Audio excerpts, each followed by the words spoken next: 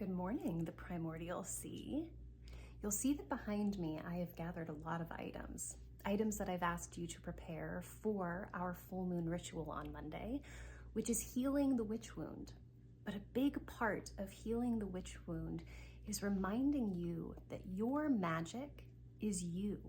It has nothing to do with these things. It is all about your presence, your intention, the breath behind your words, and your light. So while there are some things that I will be using for the ceremony, remember that whatever it is you're drawn to use or not drawn to use, whatever it is you have on hand or don't have on hand, that is perfectly okay. There is no right or wrong here. There is only showing up as you are when you can. So with that being said, let's go ahead and look at how I'm preparing for the ceremony, remembering that if you don't have any of these items or don't feel that you can do this ceremony along with us, that you can simply watch it and focus your energy and attention on what we're doing, no matter if it's live or on replay. That is enough.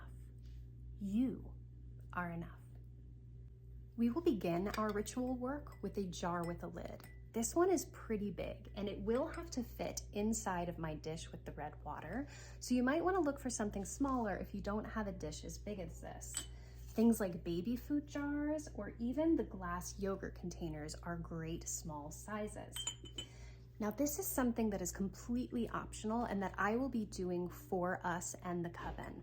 But I'm going to start the ritual by removing bay leaves that I had in this jar that identify what a witch is to me, how it's been portrayed in movies and pop culture and society.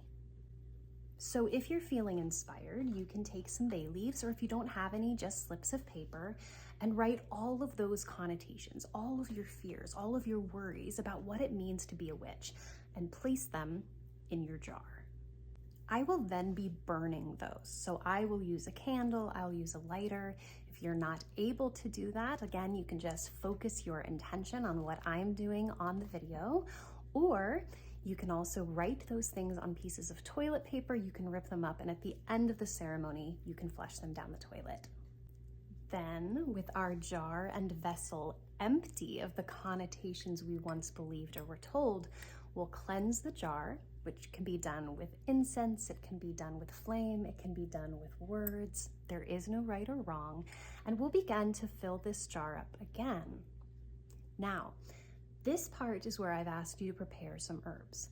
There is no right or wrong. The herbs I suggested are the ones that I'll be using, but feel free to go to your kitchen cabinets and see what just keeps calling your eye. Or if you don't have the ability to do it at all, just focus your intention on what I'm doing. One of the ingredients is black salt. This is made with ash and salt. So for me, I have little incense cones. I put a layer of salt down, burn the incense cone, and then mix them around. If you have incense sticks, you can use the little powder that falls to mix it with salt. You can also burn paper that has words like protection, safety, shield on it. If you don't have black salt, that's okay. You can use regular salt. One of my favorite ways to store herbs, old prescription bottles.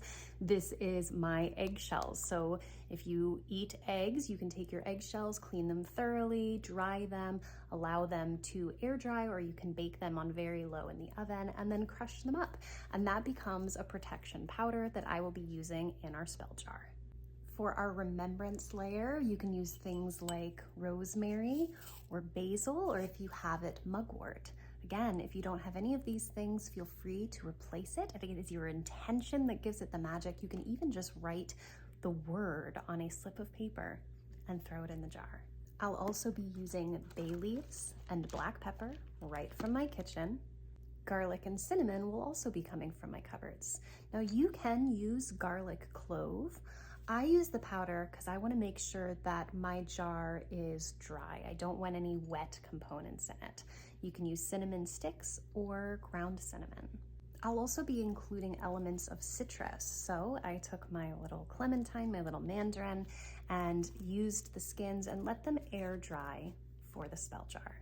For a feminine element, I'll be using red roses.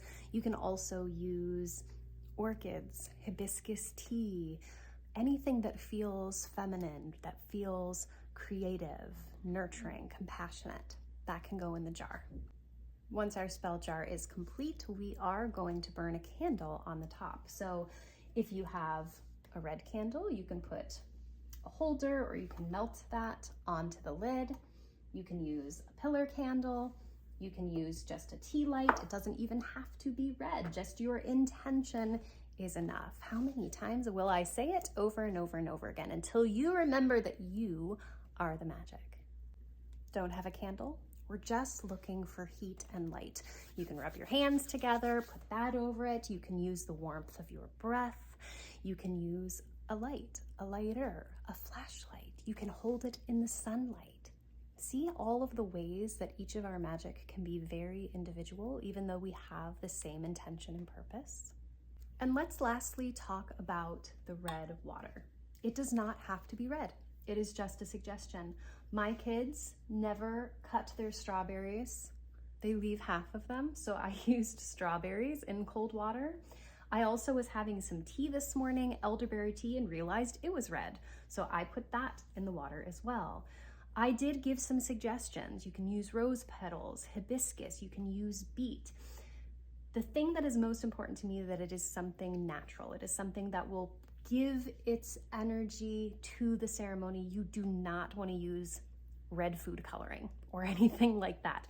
Those types of things take energy because they take the human body's energy to process them because they're not made of nature.